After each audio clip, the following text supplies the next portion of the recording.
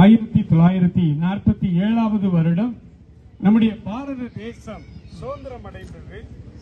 1950வது வருடம் குடியரசாய் மாறினது. இதெல்லாம் சரித்திரம் நடந்த சம்பவங்கள். அதன் பிறகு 1960களில் நம்ம இந்தியாவில் ஒரு பெரிய எழுப்புதல் வந்துச்சு. இந்தியாவில் ஒரு பெரிய எழுப்புதல், அநேக ஜெபிக்க ஆரம்பிச்சாங்க. அந்த 60ல இருந்து கிட்டத்தட்ட 2000 வரைக்குமே அந்த எழுப்புதல் இருந்தது. அந்த 60களில் வந்த எழுப்புதல்ல தான் எமில் ஜெபசிங் அண்ணன் ஆண்டவர் எழுப்பினாரு. நண்பர் சுவிசேஷ குழு வந்தது. இயேசு அழைக்கிறார் ஊழியங்கள் வந்துச்சு. ஜெம்ஸ் மிஷனரி இயக்கம் தோன்றிச்சு. பிளஸிங் யூத் மிஷன் தோன்றிச்சு. நிறைய இளைஞர்கள் கூட்டம் கூட்டமாய் ஆண்டவரை ஏற்றுக்கொண்டார்கள். நிறைய ஊழியங்கள் எழும்பினது. லட்சக்கணக்கான மக்களுக்கு ஆசீர்வாதமாய் ஊழியக்காரர்கள் இருந்தார்கள். அப்படி ஆண்டவர் தெளிவாய் அந்த 60களில் வந்த எழுப்புதல் நிறைய திருச்சபைகள் உருவானது. நிறைய டினாமினேஷன் வந்துச்சு. நிறைய பேர் வந்தாங்க ஊழியத்துக்கு. ஆண்டவர் அற்புதமாக கிரியை செய்தார். அந்த 60ல வந்த எழுப்புதல் 90களெல்லாம் நல்ல உயர்ந்த நிலைமையில் அப்படி வந்துச்சு. இந்த இயேசுவின் ஊழியமும் இந்த 60களில் வந்த எழுப்புதல்ல வந்ததுதான். நிறைய ஊழியர்களை ஆண்டவர் எழுப்பினார். ஆனால் அதன் பிறகு 2000ல் அப்படியே அந்த எழுப்புதலின் அக்னி அப்படியே மங்கிருச்சு. மங்கி 2000ல் ஏராளமான துருபதேசங்கள் உள்ள வந்துச்சு. ஏராளமான துருபதேசம். நீங்க உலக வரலாறு, கிறிஸ்தவ வரலாற்றை எடுத்து படிச்சு பார்த்தீங்கன்னா, ஸ்காட்லாந்து எழுப்புதல், ஸ்காண்டினேவியா எழுப்புதல், அப்புறம் இங்கிலாந்து லண்டன் எழுப்புதல், இந்த மாதிரி ஒவ்வொரு தேசங்களிலும் ஒரு காலகட்டத்தில் எழுப்புதல் வந்தது. இந்த எழுப்புதல் கொஞ்ச காலம் இருக்கும். அப்படி அதன் பிறகு அந்த எழுப்புதல் அக்னி அப்படியே கொஞ்சம் கொஞ்சமாக குறையும். அப்படி எங்கெல்லாம் தேசத்துல எழுப்புதல் வந்து தேசமே ரட்சிக்கப்பட்டு தேசத்தில் உள்ள எல்லா காரியங்களும் தவறான காரியங்களும் அடைக்கப்பட்டு தேசம் ஆண்டவருக்கு சொந்தமா இப்படி மாறி இருந்த எந்த தேசத்தை நீங்கள் எடுத்து பாருங்க. அந்த எழுப்புதல் மங்கி வரும் பொழுது அந்தந்த தேசங்கள்ல இருந்து உபதேசங்கள் ஏராளமாய் வெளியில வரும். இப்படி இந்த 2000 இன்னைக்கு 2026 வரைக்கும் இருக்கிறோம். நிறைய பிரச்சனைகள், நிறைய போராட்டங்கள், நிறைய உபதேசங்கள். மறுபடியும் ஒரு எழுப்புதலை ஆண்டவர் நம்முடைய தமிழ்நாட்டிலிருந்து எழுப்புவேன்னு சொல்லியிருக்காரு. எல்லா கரங்களை தட்டி ஆண்டவருக்கு ஒரு அல்லேலூயா சொல்லுமா. அல்லேலூயா, அல்லேலூயா. இந்த 2வது எழுப்புதல் அல்லது இறுதி எழுப்புதல்.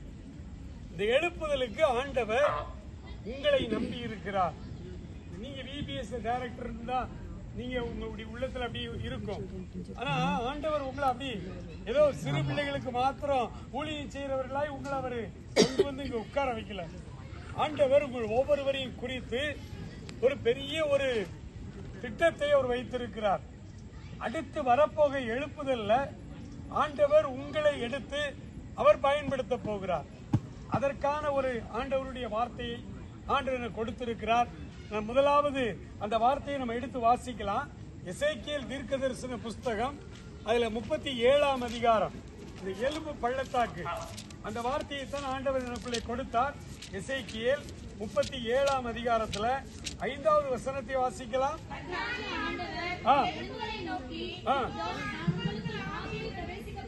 இதோ நான் உங்களுக்குள் ஆவியை பிரவேசிக்க பண்ணுவேன், அப்பொழுது உயிரடைவீர்கள். இந்த ராத்திரியிலே அல்ல இந்த சாயங்கால இந்த சந்தியா ஜெபத்திலே ஆண்டவர் உங்கள் ஒவ்வொருவருக்குள்ளும் தன்னுடைய ஆவியை அனுப்ப அவர் நம் நடுவிலே வந்திருக்கிறார். நம்ம ஆண்டவருடைய வல்லமையான பரிசுத்த ஆவியானவருடைய அந்த கிருபைகளை பெற்றுக்கொள்ள போகிறோம். ஆண்டவர் வருகிற எழுப்புதலுக்கு உங்கள் ஒவ்வொருவரையும் வல்லமையாய் அவர் பயன்படுத்த விரும்புகிறார். எழுப்புதல் அப்படின்னாலே ஆண்டவருடைய ஆவியானுடைய வல்லமை பின்மாறி மழையை போல அது ஊற்றப்பட வேண்டும். ஆண்டவருக்காக உலர்ந்த எலும்புகள் உயிரடைந்து மகா பெரிய சேனையாய் ஆண்டவருக்கு யுத்த வீரர்களாய் நாம் எழுப்பி நிற்க வேண்டும் என்று இந்த 37ஆம் அதிகாரத்துல நீங்க வீட்டுல போய் வாசிச்சு பாருங்க. அதுல தெளிவாய் ஆண்டவர் பேசிக்கொண்டே வருகிறார். அந்த எலும்பு பள்ளத்தாக்கிலே எசேக்கியேலை அப்படியே சுற்றி நடந்து வர பண்ணுகிறார். எசேக்கியேல் பார்க்கிறார், அந்த எலும்புகள் மிகவும் உலர்ந்தவைகளாய், ஒன்றோடு ஒன்று ஜாயின் கூட இல்ல, எல்லாம் தனித்தனியாய் இந்த எலும்புகள் மிகவும் உலர்ந்து போய் காணப்பட்டது. எலும்புகள் உயிரடையுமா அப்படின்னு ஆண்டவர் கேட்டாரு. எசேக்கியேல் சொன்னாரு, ஆண்டவரே அது உமக்கே தெரியும், அது உமக்கே தெரியும். எப்போதுமே பைபிள்ல நீங்க படிச்சு பாத்தீங்கன்னா கர்த்தருடைய தாசன்மார், கர்த்தருடைய பிள்ளைகளிடத்துல ஆண்டவர் ஒரு கேள்வி கேட்டா அவர்கள் சொல்லுகிற பதில், ஆண்டவரே உமக்கே அது தெரியும். வெளிப்படுத்தல் எழுதும் பொழுது யோவான் அப்படி அந்த தன்னிடத்தில் பேசின தேவதூதரிடத்துல சொன்னாரு, இவர்கள் யார், இவர்கள் எங்கே இருந்து வந்தவர்கள் சொன்ன பொழுது யோவான் சொன்னாரு, எனக்கு தெரியாதது உமக்கே தெரியும் என்று அங்கே சொல்லப்பட்டது.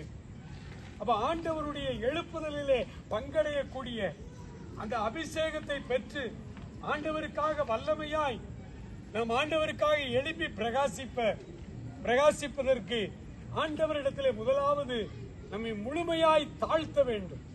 இந்த மாலையில அல்லது இந்த இரவு கூட்டத்தில் நம் ஆண்டவரிடத்துல முழுமையாய் நம்மை தாழ்த்தி நாம் அர்ப்பணிக்க போகிறோம். முதலாவது அப்போ ஆண்டவருடைய வார்த்தை சொல்லுகிறது, என்னுடைய ஆவியை நான் இந்த எலும்புகளுக்குள்ளே அனுப்புவேன், நீங்கள் உயிரடைவீர்கள், நீங்கள் உயிரடைவீர்கள். பைபிள்ல இருந்து ஒரு உதாரணம் சொல்றேன். தாவீது அபிஷேகம் பெற்ற மனுஷன். தாவீது அபிஷேகம் பெற்ற மனுஷன் வனாந்தரத்துல சவுலுக்கு பயந்து ஓடிக்கொண்டிருக்கிறார். சவுல் ராணுவத்தோடு அவரை விரட்டி கொண்டிருக்கிறார்.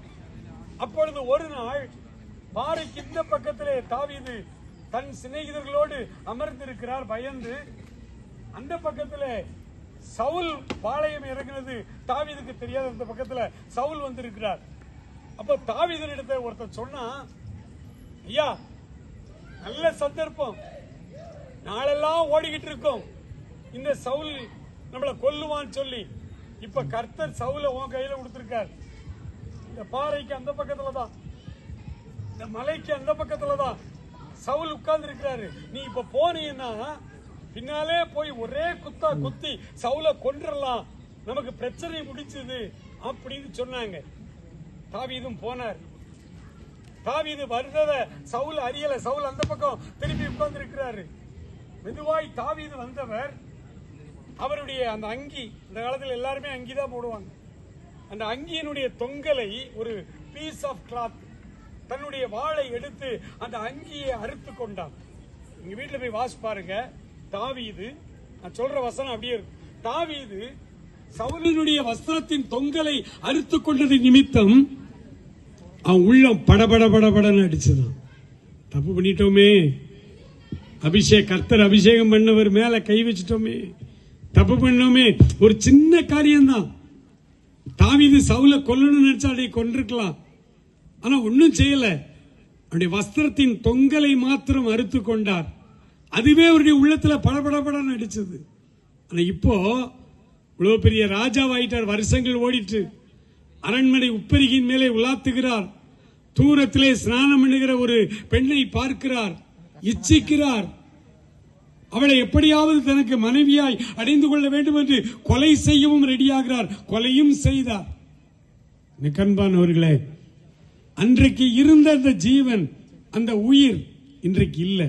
அதனால்தான் எபேசியர்ல பவுல் எழுதுறாரு, அக்கிரமங்களினாலும் பாவங்களினாலும் மரித்து போயிருந்த உங்களை கிறிஸ்து உயிர்ப்பித்தாரே என்று. ராத்திரியில நம்முடைய உள்ளத்துல ஆரம்பத்துல பாவம், எந்த மனிதனை எடுத்த நீங்க இந்து முஸ்லிம் அப்படிலாம் கிடையாது. உலகத்துல ஒரு மனிதன், ஒரு வாலிப பையன் அது வரைக்கும் தப்பு பண்ணல, படிச்சுக்கிட்டே வர்றாரு. 8th 9th 10th பையங்கள்லாம் சேர்ந்து தம் அடிக்கிறாங்க. ஃபர்ஸ்ட் தம் அடிக்கிறாரு. முதல் தம் அடிக்கும் பொழுது நீங்க எந்த மாணவனா இருந்தாலும் எந்த வாலிபனா இருந்தாலும் முதல் தவறு, ஃபர்ஸ்ட் சின், அந்த முதல் தம் அடிக்கும் போதோ அல்லது முதல் சாராயத்தை குடிக்கும் பொழுதோ அல்லது முதல் ஒரு தவறு செய்யும் பொழுதோ அவங்க உள்ள படபடபடன் துடிக்கும். எல்லாரும் நம்மளை பார்க்கறாங்களோ, யாரும் நம்மளை பார்க்கறாங்களோன்னு சுத்தமுத்து பார்த்துக்கிட்டு தான் அந்த தவறை ஃபர்ஸ்ட் சீன் பண்ணும் பொழுது உள்ளம் துடிக்குதே. ஆனா நாட்கள் செல்ல செல்ல செல்ல அதே தவறை செய்து செய்து இப்ப உள்ளம் மரத்து போச்சு. உள்ளம் மரத்து போச்சு, உயிர் இல்லை. அதான் சொல்றாரு, அக்கிரமங்களினாலும் பாவங்களினாலும் செத்து போயிருந்த உங்களை கிறிஸ்து உயிர்ப்பித்தாரே. சொல்றாரு, இந்த எலும்புகள் உயிரடையுமா? நான் இந்த எலும்புகளுக்குள்ளே என் ஆவியை அனுப்புவேன், அப்பொழுது இந்த உலர்ந்த எலும்புகள் உயிரடையும். அது உயிரடையும் பொழுது நல்லது எது கெட்டது எது சரியாய் தெரியும். தேவ ஆவியானவர் நம் ஒவ்வொருவரையும் உயிர்ப்பிக்கிற ஆவியானவராய் இருக்கிறார். ஏதோ தேவ ஆவியானவர் நமக்குள்ளே வருவது துள்ளி குதித்து பாடி ஆராதனை என்கிற பெயர்ல பக்கத்துல மிதிச்சு தள்ளி அதுவல்ல. ஆவியானவர், பரிசுத்த ஆவியானவர், மெய்யான தெய்வத்தினுடைய திரித்துவத்தின் மூன்றாம் நபராகிய தூய ஆவியானவராகிய அருங்கொடைகள் என்றால் என்னவென்று இந்த ராத்திரியில ஆண்டவர் நம்மோடு பேச விரும்புகிறார். எடுத்து வாசிக்கலாமா? லேவியராகம புஸ்தகம் 17ஆம் அதிகாரம் 11th words 11 எடுத்து வாசிங்க. லேவியராகமம் 17ஆம் அதிகாரம் 11வது வசனம். மாம்சத்தின் உயிர் இரத்தத்தில் இருக்கிறது. போதும்.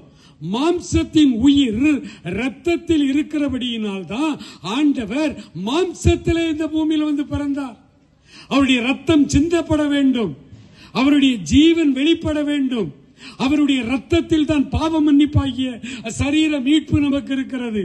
அவருடைய நம்முடைய பாவங்களை மன்னிக்கிறது அவருடைய ரத்தமே அல்லாமல் வானத்துக்கு கீழே பூமிக்கு மேலே வேற எந்த வழியும் இல்லை. இயேசு கிறிஸ்துவின் ரத்தம் சகல பாவங்களையும் நீக்கி நம்மை சுத்திகரிக்கிறது என்று வேதம் சொல்லுகிறது. அந்த ரத்தம் இயேசு மாம்சத்திலே அதனால் தான் வந்தார். அவர் மாம்சத்திலே நம்மை போல வந்ததுனால அவருடைய உயிர், கடவுளின் உயிர், கடவுளின் ஜீவன், அவர் மாம்சத்தில் வந்தபடியினால இயேசு கிறிஸ்துவின் ஜீவன், இயேசு கிறிஸ்துவின் உயிர் அவருடைய ரத்தத்துக்குள் இருந்தது. அந்த ரத்தத்தை கல்வாரி சிலுவையிலே சொட்டு சொட்டாய் சிந்தி கொடுத்தார். தான் காட்டி கொடுக்கப்படுவதற்கு முதல் நாள் இரவு அவர் ஏதோ பெரிய ஹீரோ போல, அவர் ஏதோ வானத்திலிருந்து வந்த ஒரு பெரிய கடவுளா இவர் இருந்த பொழுதும் அவர் பெரிய ஹீரோ போல அசால்ட்டா அந்த சிலுவையை தூக்கி கொண்டு அவர் நடந்து போயிரல. வேதனை வேதனை 3 முறை தாங்கொண்டா துக்கம். தோட்டத்திலே விழுந்து அழுகிறார். கடவுளே, இந்த பாத்திரம் என்னை விட்டு நீங்க குடும்பனால் நீங்கும்படி செய்யும். இதை என்னால் சுமக்க முடியாது. ஆகிலும் என் சித்தம் அல்ல உம்முடைய சித்தம் ஆகட்டும் என்று உபத்திரவத்தின் உச்சக்கட்டத்திலே, மரணத்தின் வேதனையின் உச்சக்கட்டத்திலே பிதாவுக்கு தன்னை கீழ்ப்படுத்தினார். தன் 3 சீசர்களை அழைத்து சொன்னார், என் ஆத்துமா மரணத்திற்கு ஏதுவாய் துக்கம் கொண்டிருக்கிறது. நீங்கள் இங்கே தங்கி இருந்து ஜெபியுங்கள். அப்படி கல்லறி தூரம் அப்புறம் போய் விழுந்து ஜெபித்தார். 3 முறை பிதாவினிடத்திலே கதறினார். அந்த சிலுவையை அவர் சும்மா சுமக்கல. வேதனை, அவமானம், நிந்தனை. சிலுவையிலே அந்த ரத்தம் சிந்தப்பட்ட பொழுது அந்த வேதனை சொல்லொன்னா தாங்கொன்னா வேதனை என்று வேதம் சொல்லுகிறது. அவர் பூமியில வாழ்ந்த பொழுது 3.5 ஆண்டுகள் ஊழியம் செய்தார். எத்தனையோ பேரை சுகமாக்கினார். குருடர்களுடைய கண்கள் திறந்தது, முடவர்கள் நடந்தார்கள், செவிடர்கள் கேட்டார்கள், ஊமையன் பேசினான், குஷ்டரோகிகள் சுகமானார்கள். எவ்வளவு காரியம் செய்தார் பாருங்க. 38 வருஷம் நடக்கவே முடியாத பேரலிட்டிக்ல அங்கே அந்த குளத்துக்கு அடியில் ஒருத்தர் படுத்திருந்தான். அந்த குளத்து கரையில அவனிடத்துல வந்து கேட்கிறாரு, நீ சுகமாக விரும்புகிறாயா? ஒருத்தர் எனக்கு உதவி செய்யல, எழுந்து நட அப்படின்னாரு. 38 வருஷம் அசைக்க முடியாமல் கிடந்த சரீரம் அசைந்தது, எழுந்தான். படுக்கையை சுற்றி எடுத்துக்கொண்டு நடந்து போக ஆரம்பித்தான். இத்தனை அற்புதங்களை செய்யும் பொழுது அவருக்கு எந்த வேதனையும் இல்லை, அவருக்கு எந்த பாடுகளும் இல்லை. ஒரு வார்த்தை சொன்னா போதும், லாசருவே வெளியே வா என்றார். மரித்து 4 நாள் கழித்து அந்த பிரேதம் அப்படியே உயிரோடு வந்தது. அதில் அவருக்கு எந்த இழப்பும் இல்லை. ஆனால் உங்களையும் என்னையும் மீட்கும் பொருளாய், உங்களுடைய பாவத்தையும் என்னுடைய பாவத்தையும் கழுவும்படியாய் இயேசு தன் ரத்தத்தை சிந்த வரும் பொழுது வேதம் சொல்லுகிறது, அவர் அந்த கேடடைந்தார், அழகற்று தோன்றினார். அவருடைய ரூபம் நாம் விரும்பத்தக்க ரூபம் அவருக்கு இல்லை. 10,000 பேரிலும் சிறந்தவர், சாரோனின் ரோஜா, அத்தனை அழகான தெய்வம். உங்களையும் என்னையும், உங்கள் பாவத்தையும் என் பாவத்தையும் பரிகரித்து நம்மை ரட்சிக்கும்படி அவர் தன்னை விட்டுக் கொடுத்த பொழுது அவருடைய சரீரம் முழுவதும் அடிக்கப்பட்டது. முகத்திலே காரி உமிழ்ந்தார்கள், ரத்தம் சொட்ட சொட்ட அவருடைய ரூபமே மாறி போயிற்று. அவருடைய முக ரூபமே நாம் விரும்பத்தக்க ரூபம் அவருக்கு இல்லாதிருந்தது என்று ஏசாயா மூலமாய் அவர் எழுதுகிறார். அந்த கேடடைந்தார், உருக்குலைந்து போனார். அந்த ரத்தம் ஏதோ மகிழ்ச்சியா அவர் சரீரத்திலிருந்து வெளியில வந்து விழல. அந்த ரத்தத்தின் ஒவ்வொரு துளியும் தாங்கொன்னா துயரத்தோடும் வேதனையோடும் அவருடைய ஜீவன் வெளிப்பட்டது. அவருடைய ரத்தங்கிற இடத்துல எல்லாம் அவருடைய உயிர் அப்படின்னு எழுதி பாருங்க. ஒருவேளை சுவாலஜி படிச்சவங்க நீங்க இங்க இருக்கலாம், அல்ல ஜெனரலா சயின்ஸ் படிச்சவங்க இருக்கலாம். உங்களுக்கு தெரியும், ரத்தம் என்பது ஒரு வேதி குழுமம். அது இந்த சரீரத்தை விட்டு வெளியில வந்தா அது உடனே உறைந்து விடும், உலர்ந்து விடும், காற்றில் கரைந்து விடும், அதனுடைய சுவடு கூட இருக்காது. இயேசு 2000 ஆண்டுகளுக்கு முன்பு சிந்தின ரத்தம் இன்னுமாயா இருக்கிறது? அப்படி ஒரு கேள்வி இன்றைய இளைஞர் சமுதாயத்துக்கு இருக்கலாம். 2000 ஆண்டுகளுக்கு முன்பு கல்வாரி மேட்டிலே கொல்கத்தாவிலே அவர் சிந்தின ரத்தம் இன்னுமா இருக்கிறது அப்படின்னா இன்றைக்கும் இருக்கிறது, நம் நடுவிலே இருக்கிறது. காரணம், அவருடைய ரத்தம் இஸ் ஈக்குவல் டு அவருடைய உயிர், அவருடைய ஜீவன், சாகா ஜீவன். இந்த ஜீவன் மகா பெரிய துயரத்தோடும் வேதனையோடும் சிலுவையிலிருந்து சொட்டு சொட்டாய் உங்களுக்காய் அவர் சிந்தி கொடுத்து. எபிரேயருக்கு எழுதின நிருபம் 2ஆம் அதிகாரம் 9வது வசனத்தை வாசித்து பார்க்கலாமா? எபிரேயர் 2ஆம் அதிகாரம் 9வது வசனம் வாசிப்போம். என்றாலும் தேவனுடைய கிருபையினாலே நம் ஒவ்வொருவருக்காகவும் மரணத்தை ருசி பார்த்தார் இயேசு. போதும், நம் ஒவ்வொருவருக்காகவும். இந்த இடத்துல இருக்கிற அன்பு தம்பி தங்கை, இந்த இடத்துல இருக்கிற நம் ஒவ்வொருவருக்காகவும் சொட்டு சொட்டாய் ரத்தம் சிந்தினார். அந்த ரத்தம் வேதனையின் ரத்தம். அவருடைய உயிர் மகிழ்ச்சியா வெளியில் வரல, மிகுந்த வேதனையோடு வந்தது, மிகுந்த வேதனையோடு வந்தது. அந்த இரத்த துளிகள் உங்கள் மேல் என் மேல் வந்து அமர்ந்திருக்கிறது. அந்த இரத்த துளிகளினால் அவர் நம்மை நிரப்புகிறார். நமக்கு பாவ மன்னிப்பை தருகிற மாத்திரமல்ல, அந்த இரத்தத்திலே இருக்கிற அவருடைய சாகா ஜீவன் தான் பரிசுத்த ஆவியானவர். கேட்கிறோமே, சிஸ்டர் நீங்க பரிசுத்த ஆவி பெற்றீங்களா? பிரதர் நீங்க பரிசுத்த ஆவி பெற்றீங்களா? அப்படின்னா என்ன பொருள் தெரியுமா? அந்த வேதனையின் ரத்தம் உங்கள் மேல் வந்து அமர்ந்து விட்டதா? 1985 வருடம் ஜனவரி மாதம் 2ஆம் தேதி என் ஆண்டவர் எனக்காய் சிந்தின அந்த இரத்த துளி, ஒரு துளி எனக்காய் சிந்தினது. அவர் சிந்தின ரத்தத்துல ஒவ்வொரு துளியும் இங்க இருக்கிற ஒவ்வொருவருக்காய் சிந்தினது. எனக்காய் இயேசு சிந்தின ரத்தம் என்னுடைய 22வது வயதுல 85வது வருடம் என் தலைமையிலே வந்து அமர்ந்தது. அது என்னை நிரப்பினது, அது எனக்கு விடுதலை கொடுத்தது. எனக்குள்ளே பரிசுத்த ஆவியானவர் வந்தார். என்னுடைய எல்லா கட்டுகளையும் அறுத்தெறிந்து வாலிப வயதிலே வாலிபத்திற்குரிய எல்லா காரியங்களையும் பாவத்திலே வாழ்ந்த பொழுது என்னை ஒரு செகண்ட்ல அப்படியே பாவத்திலிருந்து என்னை தூக்கி எடுத்து அவருடைய சொந்த மகளாய் மாற்றினார். இன்று வரை 41 வருடங்களாய் அவரோடு கூட நடந்து வருகிறேன். வாழ்க்கையில, ஊழியத்தில, அரசாங்க வேலையில எத்தனையோ மேடு பள்ளங்களை தாண்டி வந்துட்டேன். இத்தனை மேடு பள்ளங்கள், இத்தனை காரியங்கள் எல்லாவற்றிலும் நான் கடந்து வந்தாலும் ஆண்டவர் என்னை விட்டு விலகவே இல்லை. அல்லேலூயா. அவர் உன்னை இந்த ராத்திரியில உன்னை சந்தித்து அவருடைய ஆவியானவரை உனக்குள்ளே அனுப்புகிறார் என்றால் அவர் உனக்குள்ளே வாசம் பண்ண வருகிறார். அவர் உள்ள வந்துட்டார்னா அப்புறம் உன்னை விட்டு போகவே மாட்டார், உன்னை விட்டு போகவே மாட்டார். உபத்திரவம் உண்டு, பிரச்சனைகள் உண்டு, பாடுகள் உண்டு, எல்லாருக்குள்ள பாடுகள் தான் நமக்கும். பாடுகள், பிரச்சனைகள் எல்லாம் உண்டு. ஆனால் அதற்கு நடுவிலே ஒரு மெய் சந்தோஷம், சமாதானம் உண்டு. அது ஆண்டவர் ஆகிய இயேசு கிறிஸ்து நம்மோடு இருக்கிறார். நாம் அவரோடு கூட நடந்து கொண்டிருக்கிறோம். யோபுவின் புத்தகம் 14ஆம் அதிகாரம் 1ஆம் வசனத்தை சீக்கிரமா வாசிங்க. யோபு 14:1. ஸ்திரீகளினிடத்திலே பிறந்த மனுஷன் வாழ்நாள் குறுகினவனும் சஞ்சலம் நிறைந்தவனுமாகவே வாழ்கிறான். ஆதாம் ஏவாள் தவிர இந்த உலகத்திலே பிறக்கிற எல்லாரும் பெண்களிடத்தில் தான் பிறந்து வந்திருக்கிறார்கள். ஸ்திரீகளிடத்திலே பிறந்த மனுஷன் என்றால் பெண்களிடத்திலே பிறந்து வருகிற மனிதர்கள் வாழ்நாள் குறுகினவர்கள் மாத்திரமல்ல, அந்த குறுகின வாழ்நாளிலே சஞ்சலம் நிறைந்தவர்களாய் வாழ்கிறார்கள். ஏதாவது தமிழ்நாட்டில் சொல்லுவோம், வீட்டுக்கு வீடு வாசப்படின்னு. பிரச்சனை இல்லாத ஒரு வீட்டை காட்டுங்க, போராட்டம் இல்லாத ஒரு ஊழியக்காரனை காட்டுங்க. நான் எல்லாம் பரிசுத்தமாயிட்டேன், எனக்கு எந்த பிரச்சனையும் இல்லை, நான் ஆண்டவரை டெய்லி பார்க்கிறேன், ஆண்டவர் நான் உட்கார்ந்து அப்படி காலாட்டி பேசிக்கிட்டு இருக்கோம். இதெல்லாம் துருபதேசத்தில் வந்த காரியங்கள். ஆண்டவருடைய ரத்தம், ஆண்டவருடைய ஆவியானவர் நாம் ஒவ்வொருவருக்குள்ளும் வந்து அமர்வாரனால் உள்ளத்தில் ஒரு பாரம் வரும், ஒரு துக்கம் வரும். ரட்சிக்கப்படாத ஜனங்களை பார்க்கும் பொழுதெல்லாம் உள்ளம் உடைந்து போகும். அஞ்ஞான மார்க்கத்தில் வெளியே பாத யாத்திரை போகிற அந்த மக்களை பார்க்கும் பொழுதெல்லாம் அன்று ராத்திரி சாப்பிட முடியாது, துக்கம் தொண்டையை அடைக்கும். என்றால் இயேசு உங்களுக்குள் இருக்கிறார் என்று பொருள். அவரது வேதனையின் ரத்தம்.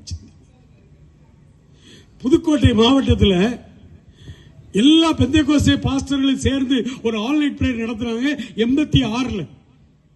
அது 86 எனக்கு கவர்மெண்ட்ல அப்பாயின்மெண்ட் கிடைச்சி நான் ராமநாதபுரத்தில் வேலை பார்க்கிறேன்.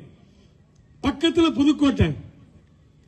அந்த மீட்டிங், அந்த ஆன்லைன் பிரேயர், ஆயிரக்கணக்கான மக்கள் வருவார்கள், நூற்றுக்கணக்கான போதகர்கள் இருப்பாங்க. அதுக்கு நடுவில் ஒரு நாள் சாட்சி சொல்லும்படி என்னை அழைத்திருந்தார்கள். வாழ்க்கையில் இயேசு எப்படி வந்தார் என்று சாட்சி சொல்லுங்கள் என்று என்னை அழைத்திருந்தார்கள். நான் போயிருந்தேன். என்னுடைய பகுதியெல்லாம் முடிச்சிச்சு, சாட்சியெல்லாம் சொல்லியாச்சு. பிரசங்கம் பண்ண ஒரு பாதிரிய ஒரு பாஸ்டர் வந்தார், வயது முதிர்ந்த பாஸ்டர். அவர் கண்ணாடியை போட்டிருக்கார், தடி கண்ணாடியா போட்டிருக்கிறார். அவர் வந்து நின்று தடுமாறி அவர் நின்று கர்த்தருடைய வார்த்தையை ரொம்ப வல்லமையாய் பேசி கொண்டு வந்தார். அப்ப அவர் சொன்னாரு, எனக்கு ஒரு கற்பனை, பைபிளை படிக்கும் போது எனக்கு இந்த உயிர்த்தெழுதலை பத்தி படிக்கும் போது எனக்கு ஒரு கற்பனை வந்தது. அந்த கற்பனையை சொல்றேன், அதுக்கு வசன ஆதாரம்லாம் கேட்காதீங்க, என்னுடைய சொந்த கற்பனை அப்படின்னார். நான் ஆச்சரியமா பார்த்தேன், இப்படிலாம் கூட பைபிள் படிச்சு அப்படி யோசிப்பாங்களா அப்படின்னு யோசிச்சு பார்த்துக்கிட்டு இருந்தேன். அப்புறம் சொன்னாரு, இயேசு கிறிஸ்து இந்த பூமிக்கு வந்தார், பல பாடுகளை பட்டார்.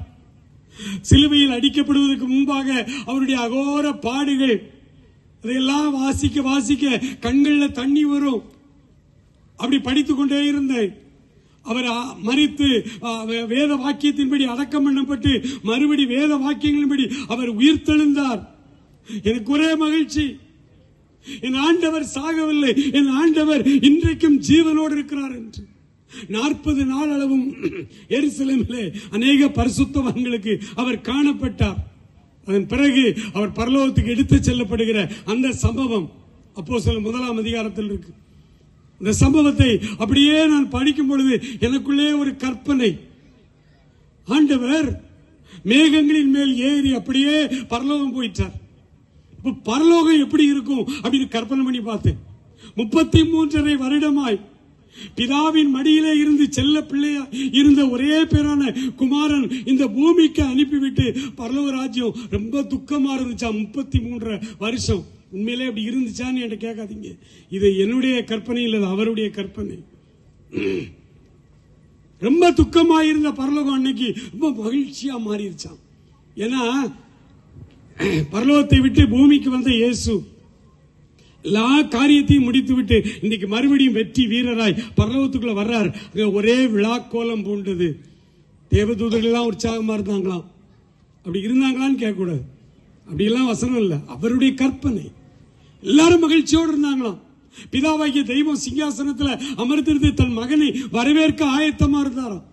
மேகங்களின் வழியா ஏறி போன இயேசு அப்படி பரலோகத்துக்குள்ள போகும் பொழுது பிதாவாகிய தெய்வம் தன் மகனை அணைத்து முத்தமிட்டார். தன் பக்கத்து சீட்டில் தன்னோடு உட்கார வைத்துக் கொண்டார். உட்கார வைத்துக் கொண்டு பிதாவான தெய்வம் கேட்டாராம். அப்படி கேட்டாரா அப்படின்னு நம்ம கேட்டாராம், பா நான் உன்னை அனுப்புன அந்த வேலையெல்லாம் செய்து முடிச்சிட்டியாப்பா? அவர் சொன்னாரா, இல்ல ஆண்டவரே, நான் ஒரு 33 ஆண்டுகள் வாழ்ந்தேன். அதுல ஒரு 3 வருஷம் ஊழியம் செய்தேன். நான் அயல் நாடுகளுக்கெல்லாம் போய் ஊழியம் செய்யல. நான் இருந்த அந்த பலஸ்தீனா தேசம், அந்த கடற்கரை அருகே, யோர்தான் நதிக்கு அருகே அங்குள்ள சின்ன சின்ன கிராமங்கள், அந்த கிராமங்கள்ல ஊழியம் செய்து சுவிசேஷம். அப்ப சுவிசேஷம் உலகம் முழுசும் அறிவிக்கப்படலையா? இல்ல ஆண்டவரே, நான் ஒரு 3 வருடம் நடந்து எவ்வளவு போக முடியுமோ அந்த இடங்களுக்கு மட்டும் சுவிசேஷம் அறிவிச்சிருக்கு. இன்னும் உலகம் எல்லாம் போகலையா? போகல. என்னப்பா எல்லா வேலையும் முடிச்சிட்டேன்? பேசினார், சொன்னாரா, நீ ரொம்ப அடிச்சிட்டாங்க, எனக்கு ரொம்ப வலிக்குது. என்னுடைய கையிலே உண்டான காயம், விழாவிலே உண்டான காயம், கால்களில், இதெல்லாம் பிதாவாகிய தெய்வத்தை அப்பாட்ட சொல்றாரு. ஆனா அப்பா அதையெல்லாம் சட்டை பண்ணவே இல்லை. இப்ப உலகம் முழுசும் சுவிசேஷம் அறிவிக்கலையா ஐயா? அப்ப இயேசுநாதர் சொன்னாரா, பா நம்ம 2 பேரும் சேர்ந்து ஒரு வேலை செய்யணும். என்ன வேலை? பூமியில என்னை பின்பற்றின சீசர்களை எல்லாம் ஒரு வீட்டு மாடியில ஜெபம் பண்ண சொல்லிட்டு வந்திருக்கேன். அவங்க ஜெபம் பண்ணிக்கிட்டே இருக்கிறாங்க. 7 வாரம் உபவாசம் பண்ண சொல்லியிருக்கேன். 7 வாரம் உபவாசம் பண்ணுவாங்க. 49 நாள். 50வது நாள், 50 அப்படிங்கிறதுக்கு கிரீக்ல பெண்டிகாஸ்ட் பேரு. 50வது நாள் வரும் பொழுது நீங்களும் நானும் திருத்துவத்தின் 3ஆம் நபராகிய தூய ஆவியானவராய் அந்த மேல் வீட்டறையில போய் இறங்கி அவங்க மேல போய் அமர்ந்து அவங்களுக்குள்ள போயிட்டோம்னா அசாத்திய தைரியம் வரும் உங்களுக்கு. வேலைக்காரிக்கு முன்னால கூட என்னைய தெரியாதுன்னு மறுதளிச்ச பேதுரு அங்கெல்லாம் ஜெபம் பண்ணிக்கிட்டு இருக்கார். நம்ம போய் அவர்களுக்குள் இறங்கி வந்துட்டோம்னா அவர்களுக்கு ஒரு தெய்வீக பலன், பரிசுத்த ஆவியானவர் உங்களிடத்தில் வரும் பொழுது நீங்கள் பலனடைந்து ஒரு அசாத்திய தைரியம் உங்களுக்கு வரும். ஆவியானவரை பெற்றுக்கொண்டாங்கன்னா அதன் பிறகு அவங்களை நாம கட்டுப்படுத்த வேண்டாம், அவனே உலகம் பூரா போயிடும். எருசலேமிலும் யூதேயா முழுவதிலும் சமாரியாவிலும் பூமியின் கடைசி பரியந்தம் எனக்கு சாட்சிகளாய் இருப்பார்கள் என்று இயேசு சொன்னார் என்று அந்த போதகர் ஒரு கற்பனையா சொன்னார். ஆனால் பைபிள் வசனம் கொஞ்சம் கலந்தும் அவர் சொன்னார். இந்த ராத்திரியில அதே போல ஒரு பின்மாறி மழை, அது முன்மாறி மழை, ஒரு பின்மாறி மழை உங்களுக்குள்ளே வரப்போகிறது. ஒரு பின்மாறி மழையை ஆண்டு ஊற்ற போகிறார். இது ஏதோ ட்ரம் அடிச்சு இறங்குற ஆவி இல்ல. இயேசு கிறிஸ்து வேதனையிலே அவர் சிந்தின அந்த இரத்த துளிகள் உங்கள் ஒவ்வொருவர் மேலும் வந்து அமரப் போகிறது. உங்கள் வாழ்க்கை மாறப்போகிறது. சவுல் கழுதையை தேடி போயிட்டு இருந்தார். கழுதை காணாம போயிருச்சு. யார்கிட்ட கேட்கல, ஒரு ஞானதரிசிக்காரர் இருக்காரு, சாமுவேல். தீர்க்கதரிசிகளை அந்த காலத்தில் ஞானதரிசிக்காரன்னு சொல்லுவாங்க. சாமுவேல்கிட்ட போவோம் சொல்லி சரின்னு போனாங்க. உள்ள போன உடனே, என்னப்பா கழுதைக்காக கவலைப்படுறியா? நீ கழுதைக்காக கவலைப்படுற, ஆனா இஸ்ரவேல் தேசம் உனக்காக கவலைப்பட்டுக்கிட்டு இருக்கு. இங்க வா, கழுதை அப்புறம் பார்க்கலாம் அப்படின்னு சொல்லி ஒரு தலையில அபிஷேக தைலத்தை வார்த்து சொன்னாரு. நீ சமஸ்த இஸ்ரவேல் தேசத்துக்கு கர்த்தர் இன்றைய தினம் உன்னை ராஜாவாய் அபிஷேகம். நல்லா கவனிச்சுட்டே வாங்க, பைபிள் வசனத்தை நான் என்னுடைய பாணியில அப்படியே சொல்லிட்டு வரேன். ராஜாவாய் உன்னை மாற்றுவார். நீ இங்கிருந்து புறப்பட்டு வெளியில போகும் பொழுது, நதிக்கு பக்கத்தில் போகும் பொழுது தீர்க்கதரிசிகளின் புத்திரர்கள் உனக்கு எதிர்கொண்டு வருவார்கள், பாடல் பாடிக்கொண்டு வருவார்கள். அப்படி பாடல் பாடிக்கொண்டு வரும் பொழுது உன்மேலே பரிசுத்த ஆவியானவர் இறங்குவார். உன்மேலே கர்த்தருடைய ஆவியானவர் இறங்குவார். நீ தீர்க்க தரிசனம் சொல்லி வேறு மனிதனாவாய். இன்னைக்கு ரொம்ப பேர் தீர்சனம் சொல்றாங்க, ஆனா வேற மனுஷனா மாறல. அதே கோபம், அதே எரிச்சல். தனி மனித வாழ்க்கையில ஒரு மாற்றமும் இல்லை. மைக்க பிடிச்சா மட்டும் ஆவி எங்க இருந்து வருதுன்னு தெரியல. சொன்னாரு, உன் மேலே ஆவியானவர் இறங்குவார், நீ தீர்க்க தரிசனம் சொல்லி வேறு மனிதனாவாய். அது ஓடி விட்டா கூட பரவாயில்ல. அடுத்த வசனம் சொல்லுது, அப்பொழுது சமயத்திற்கு ஏற்றபடி செயல்படு, கர்த்தர் உன்னோடு இருக்கிறார். அல்லேலூயா. ஆவியானவர் தான் இறங்கிட்டார்ல, ஆவியானவர் தான் உனக்குள்ள இருந்து மெய்யான ஆவியானவர் சவுலுக்குள்ள இறங்கி தீர்க்க தரிசனம் உரைக்கிறார்ல. நீ வேறு மனுஷனாய் ஆவிக்குரிய மனுஷனாய் மாறிட்டல்ல. இனி எல்லாத்தையும் ஏசுநாட்டை கேட்டு கேட்டு செய்யறேன்னு நம்ம அண்ணாச்சிமார் சொல்றாங்களே, எல்லாத்தையும் ஏசுநாட்டை கேட்டு செய்ய சொல்றாரு. பரிசுத்த ஆவியானவர் உண்மையில் வந்து அமருவார். நீ தீர்க்க தரிசனம் சொல்லி வேறு மனிதனாவாய்.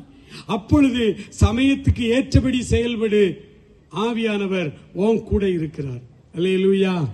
நீ காலையில படிச்சோம் இல்லையா, ரெஸ்பான்சிபிலிட்டி அவருடைய பிரிவிலேஜ், ஆண்டவருடைய பிரிவிலேஜ், அதற்கு நம்ம காட்டக்கூடிய ரெஸ்பான்சிபிலிட்டி, இந்த ரெண்டு இணைஞ்சாதான் ஆண்டவர் எழுப்புதல்ல உங்கள் ஒவ்வொருவரையும் எடுத்து பயன்படுத்த போகிறார். அல்லேலூயா, அல்லேலூயா, பிரைஸ் தி லார்ட். அந்த வேதனையின் ரத்தம் நம் மேலே வந்து அமரப்போகிறது.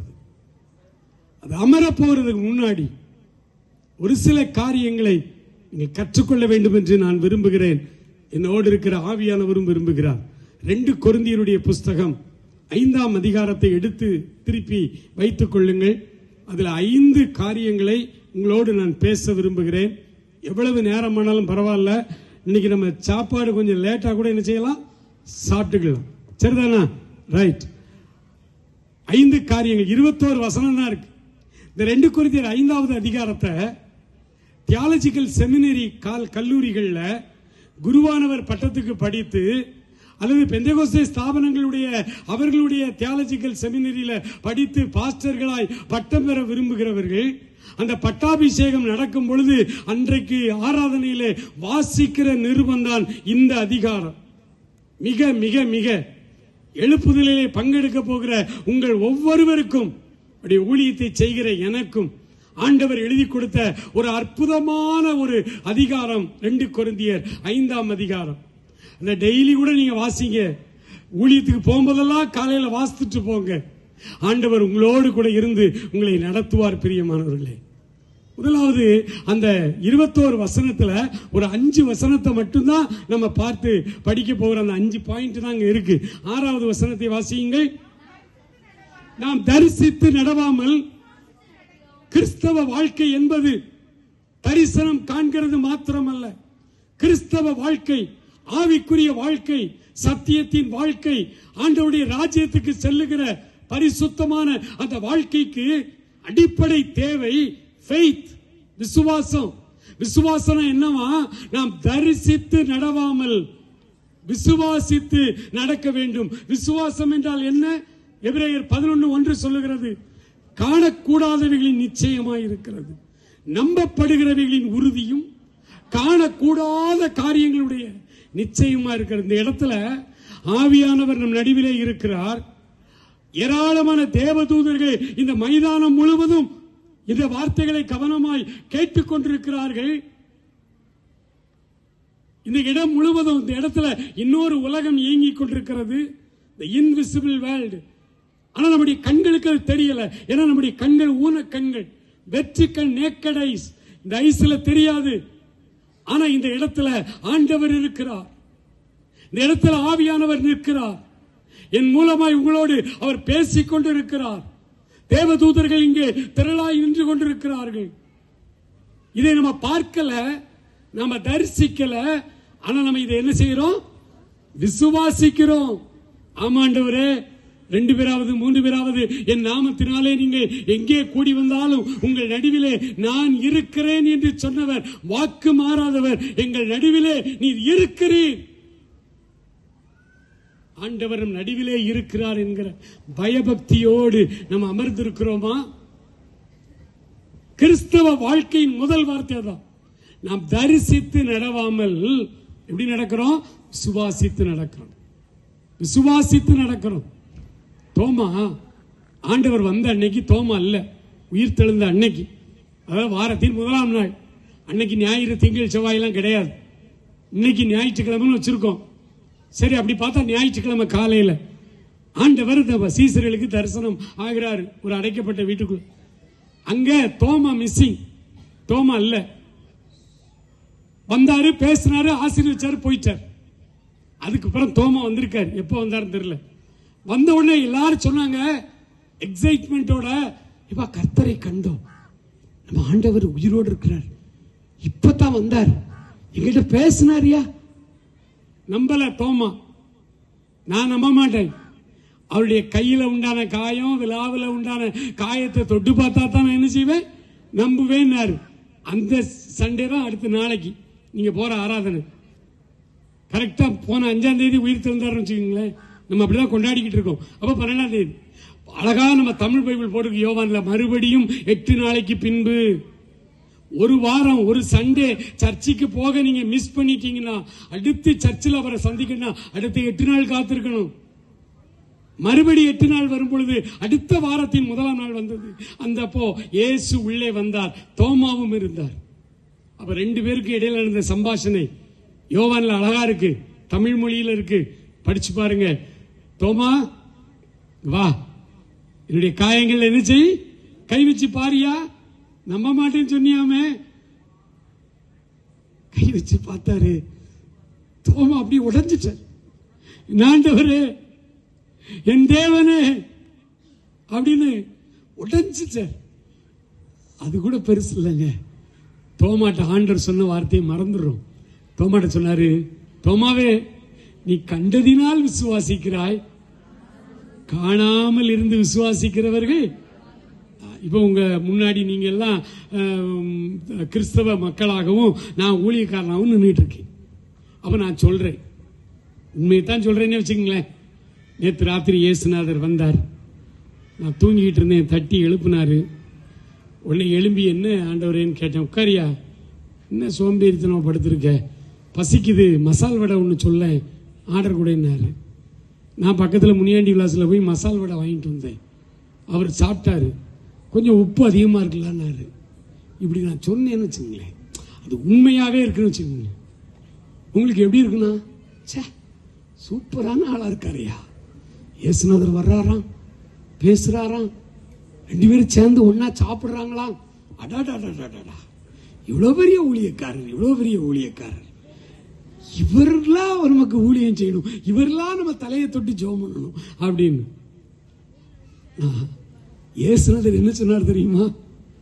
நீ கண்டதினாலே என்னை விசுவாசிக்கிறாய், காணாமல் இருந்து விசுவாசிக்கிற மக்கள் அவங்கதான் ஊழியக்காரனை விட தேவ சபையில் இருக்கிற தேவ மக்கள் தான் பாக்கியவான்கள். அல்லேலூயா, சத்தமா சொல்லுவோம் அல்லேலூயா. நான் என்னமோன்னு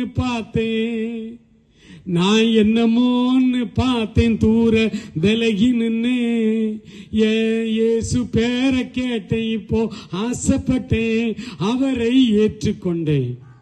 பெத்து வளர்த்த அத்தாப்பை வெறுத்து புட்டாங்க, கூட பிறந்த அண்ணே தம்பி எல்லாம் மறந்து போனாங்க.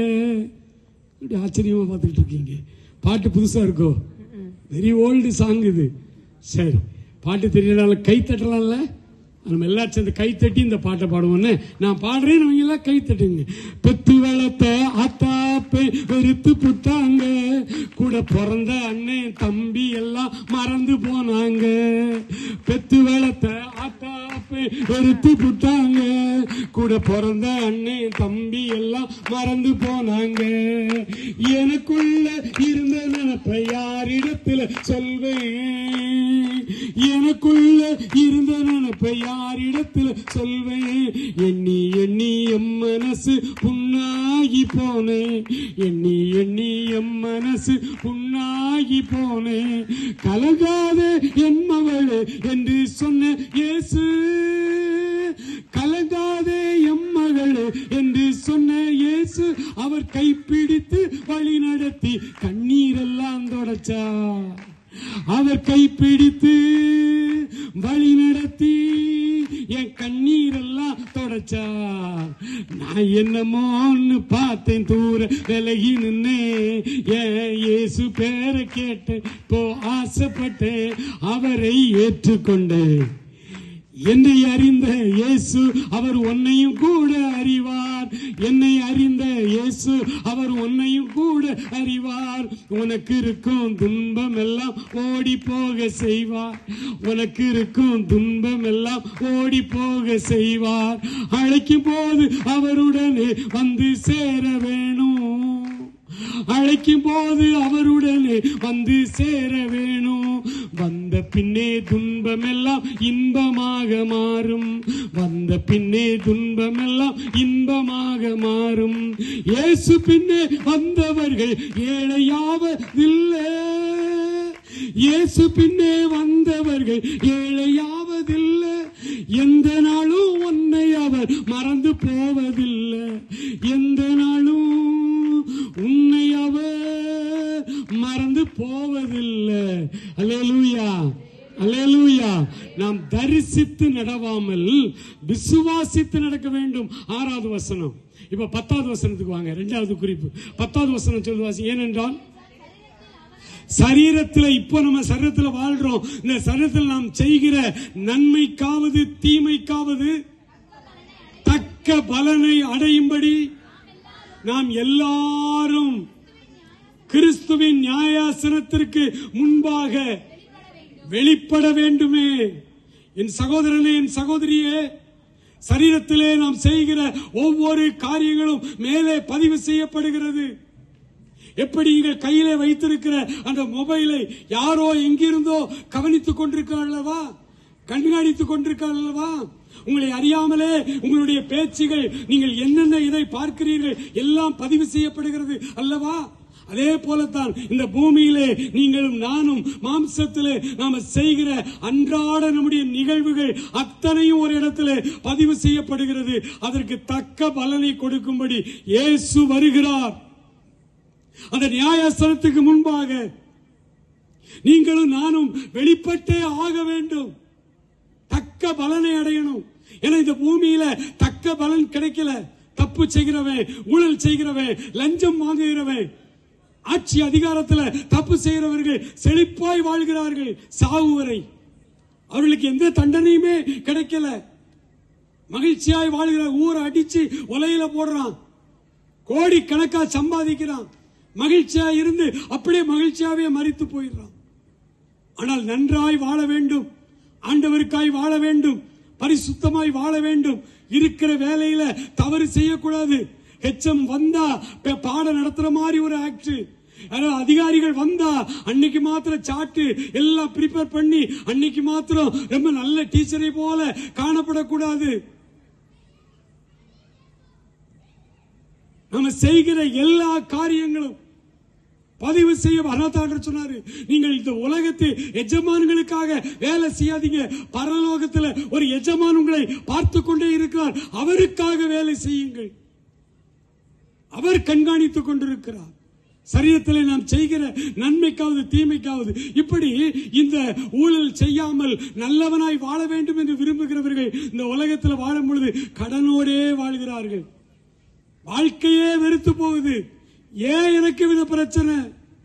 நான் நல்லாதானே வாழணும்னு நினைக்கிறேன், ஆண்டவர்கிட்ட தானே ஜெபம் பண்றேன், ஏன் என் குடும்பத்தில் இவ்வளவு பிரச்சனை? ஏன் என் பிள்ளைகள் இப்படி இருக்கிறாங்க? ஏன் என் குடும்பத்துடைய பொருளாதார காரியங்கள் இப்படி இருக்கு? என் வாழ்க்கையில என் குடும்பத்துல நிம்மதியே இல்லாம இருக்கேன்னு ஏன்? தப்பு பண்றவெல்லாம் நல்லா இருக்கான். நன்றாய் வாழ விரும்புகிறவர்கள் வாழ்நாள் முழுவதும் கடனிலே வாழ்ந்து அப்படியே ஒன்னியும் அனுபவிக்காம செத்து போகிறார்கள் என்றால் எது நீதி?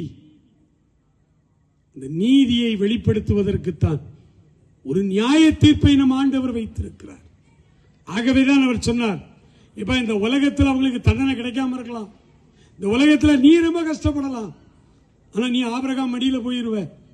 இந்த உலகத்தில் கஷ்டப்படாம மகிழ்ச்சியா இருந்தானே எல்லாம் நரகத்துக்கு போயிருவான்.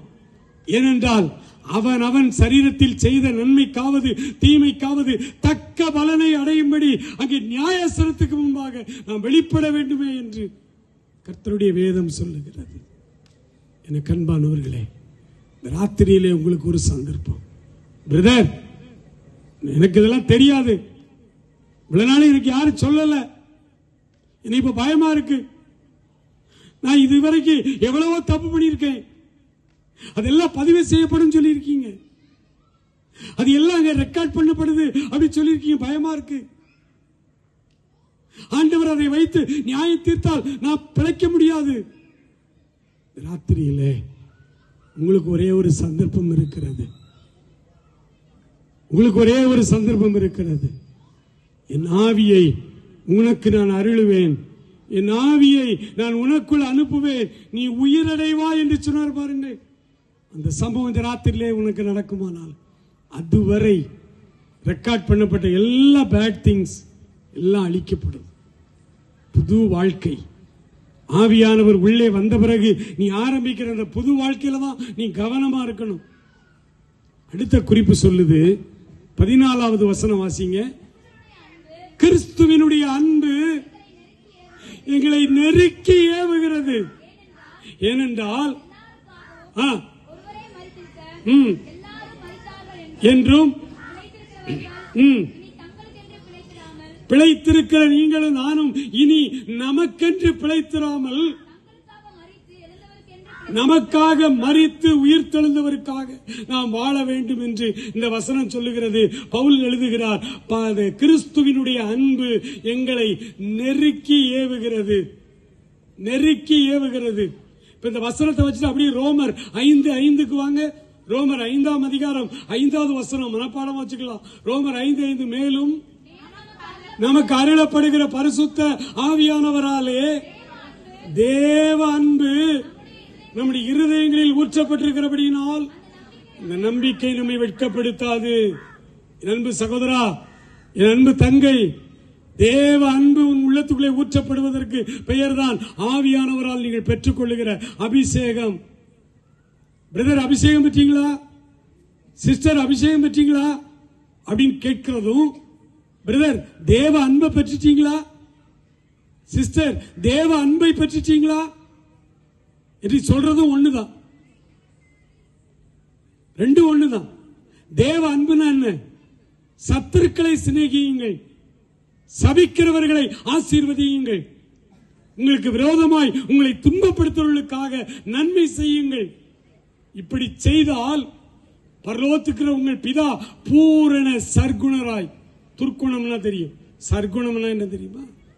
பூரண சர்க்குணராய் இருக்கிறது போல நீங்களும் பூரண சர்க்குணராய் இருப்பீர்கள். இந்த சர்க்குணத்திற்கு விளக்கம் பவுல் எழுதுகிறார் கொலோசியர்ல, பூரண சர்க்குணத்தின் கட்டாகிய அன்பை தரித்துக் கொள்ளுங்கள்.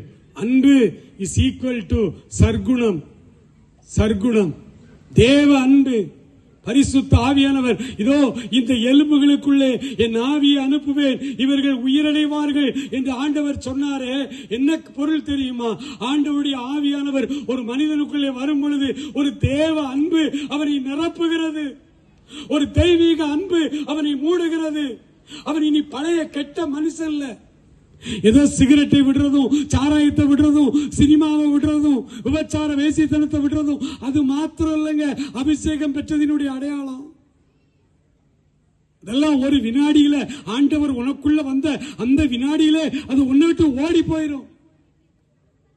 ஆனால் ஆண்டவர் உனக்குள்ளே வந்து விட்டால் ஒரு தெய்வீக அன்பு கூடவே உனக்குள் ஊற்றப்படுகிறது.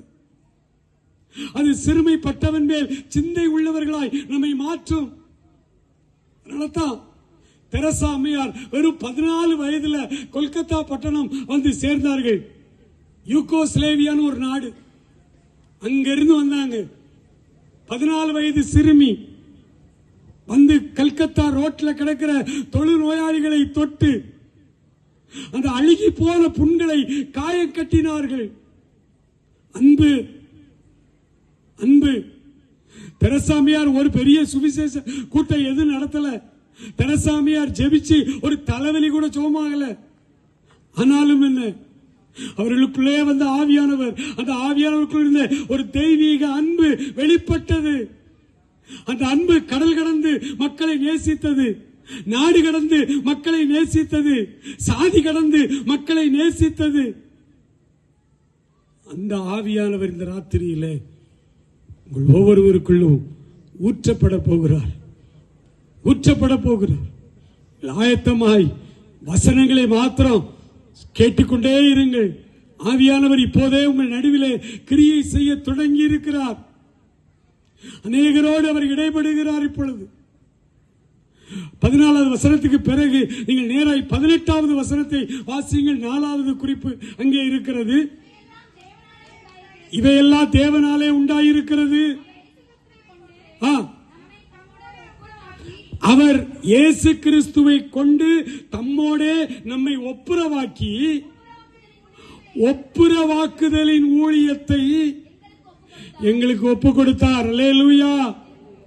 ஆண்டவர் ஒவ்வொரு மனிதனுடைய கையிலும் கொடுத்த ஊழியம் என்ன தெரியுமா? ஒப்புரவாக்குதலின் ஊழியம். நீங்கள் போய் நிக்கிறீங்க, 10 சின்ன பிள்ளைகள் இருக்காது, பெரிய ஆட்களுக்கு மத்தியில, வாலிபர்கள் மத்தியில உங்களை இனி பிரசங்கம் பண்ண கூடுவாங்க. நீங்க போய் அந்த வாலிபர்களை பாக்குறீங்க, வாலிப பிள்ளைகளை பாக்குறீங்க, அல்லது குட்டி பசங்களை பாக்குறீங்க, குட்டி தம்பிமாரை பாக்குறீங்க. அப்படி பார்க்கும் பொழுதெல்லாம் நீங்கள் செய்ய வேண்டிய ஊழியம் என்ன தெரியுமா?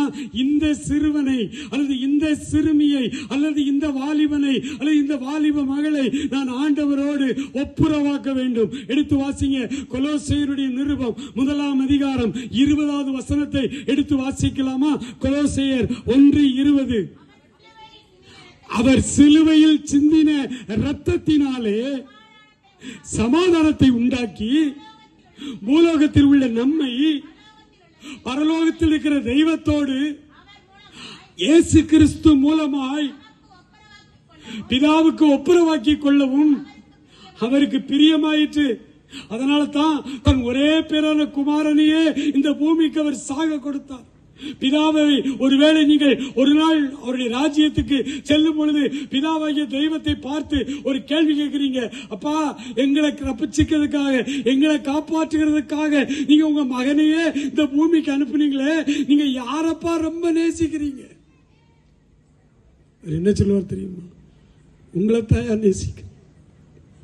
என் சொந்த குமாரனாகிய இயேசு கிறிஸ்துவை நேசிப்பதை விட உங்களை தான் ரொம்ப நேசிக்கிறேன். ஏன்னா உங்களை தான் என் சாயலாய் என் ரூபமாய் ஆதாம் ஏவாளாய் படைச்சு விட்டான். இழந்து போன ஆதாமை மறுபடியும் சேர்க்கிறதற்கு, மறுபடியும் ஒப்புரவாகிறதற்கு நான் உங்களை தாயா அதிகமாய் நேசிக்கிறேன். அப்பா பிதாவேன்னு நீங்க கூப்பிடுற அந்த ஒரு வார்த்தை, அதற்காகத்தான் உங்களை ரட்சிக்கும்படி என் மகனையே நான் கொடுத்தேன். அவர் அழுதார். கிறிஸ்தவனே தோட்டத்திலே 3 முறை தரையிலே விழுந்து அழுதார். நான் பேசலையே, ஒரு தேவதூதனை அனுப்பி அவரை சிலுவைக்கு தயார்படுத்தினேனே ஒழிய, ஐயோ என் பிள்ளை அழுது, என் பையன் கெஞ்சுறாரு, சிலுவை வேண்டான்னு சொல்லிடலாம், சொல்லல. ஏன்னா அவரை விட நான் உங்களை அதிகமாய் நேசிக்கிறேன், உங்களை அதிகமாய் நான் தேடுகிறேன். நீங்கள் என் சமூகத்தில் உட்கார்ந்து ஜெபிக்கிற நேரம் எனக்கு இனிமையான நேரம் என்று அவர் சொல்லுகிறார். உங்களை நான் நேசிக்கிறேன். அதே போல அந்த ஒப்புரவாக்குதலின் ஊழியத்தை நம் கைகளிலே கொடுத்தபடினால எந்த ஊழியத்தில் போய் நின்னாலும், எந்த இடத்துல போய் நின்னாலும் ஒரே ஒரு சிந்தை தான். இன்னைக்கு இருக்கிற இந்த 200-300 பேர்ல ஒரு 10 பேராவது ஆண்டவரோடு இன்னைக்கு ராத்திரி ஒப்புரவாயிர மாட்டாங்களா? ஐயா நான் ஒப்புரவாயிட்டேயா, நீங்களும் ஒப்புரவாங்க. அந்த ஊழியத்தை கர்த்தர் நம்முடைய கைகளிலே இப்பொழுது தருகிறார். அந்த ஆவியானவர் உள்ளே வரும் பொழுது நீங்கள் ஒப்புரவாகுதலின் ஊழியத்தை செய்கிறவர்களாக, ஊழியக்காரர்களாக, காலையில உங்களுக்கு நான் பிரசங்கித்துக் கொண்டு ஜெபிக்கும் பொழுது ஆண்டவர் சொன்னார், என் பிள்ளைகளை நான் நேசிக்கிறேன்பா. இன்னைக்கு இருக்கிற அந்த ஹாலில் உட்கார்ந்திருந்த உங்களை எல்லாரையும் பார்த்து ஆண்டவர் எனக்கு பிரத்யேகமாய் சொன்ன ஒரு வார்த்தை, என்னுடைய உணர்வுல அந்த வார்த்தை வந்து சொன்னாரு, நான் இவர்களை அதிகமாய் நேசிக்கிறேன். அப்படின்னா ஆண்டவர் சிறுவர்களை அதிகமாய் நேசிக்கிறார். அதனாலதான் அந்த சிறுவர்களுக்கு உணவு கொடுக்க போகிற உங்களை அவர் அதிகமாய் நேசிக்கிறார். இந்த சந்தர்ப்பத்தை விட்டுறாதீங்க. இந்த சந்தர்ப்பம் ஏதோ மே மாசம் மட்டும் இப்படி பேசுவாங்க, நம்மளை ஊழியம் செய்ய விடுவாங்க, அப்புறம் நமக்கு ஆண்டவருக்கு என்ன சம்பந்தம்? ஜூன் மாசம் நம்ம இஷ்டத்துக்கு மறுபடியும் பழைய வாழ்க்கையை தொடர்ந்துடலாம், கல்லூரியில லூட்டி அடிக்க போயிடலாம். இல்லை இல்லை இல்லை இல்லை, எல்லா வருஷம் போல இல்லை. இன்னைக்கு ஆண்டவர் உங்களை அதிகமாய் அவர் நேசித்து உங்களுக்குள் இருக்கிற அந்த செத்து போல உங்களுடைய ஆவிக்குரிய வாழ்வை அவர் உயிர்ப்பிக்க விரும்புகிறார். அவருடைய ஆவியானவர் உங்களுக்குள்ளே வருவதற்கு அவர் ஆயத்தமாய் காத்து நிற்கிறார். இன்னும் கொஞ்ச நேரத்தில் இந்த உயிர்ப்பிக்கிற ஆவியானவர் உங்கள் ஒவ்வொருவருக்குள்ளும், எல்லாருக்குள்ளும், வயசு வித்தியாசம் இல்லாம எல்லாருக்குள்ளையும் வரப்போகிறார். நீங்கள் அந்த வேதனையின் இரத்த துளிகள் உங்கள் மேல் வந்து அமரப்போகிறது. அந்த வேதனையோடு இந்த அபிஷேகத்தை பெற்றுக்கொள்ள போறீங்க. அப்போ ஒரு பெரிய ஆத்தும பாரம் உங்களுக்குள்ளே வந்து இருக்கும். இயேசு இந்த பூமியை பார்த்தா, இயேசு இந்த ஊரை பார்த்தா, இயேசு இந்த மக்களை பார்த்தா அவர் எவ்வளவு துக்கத்தோடு பார்ப்பாரோ அதே துக்கம் உங்களுக்கு தொண்டை அடைக்கும்.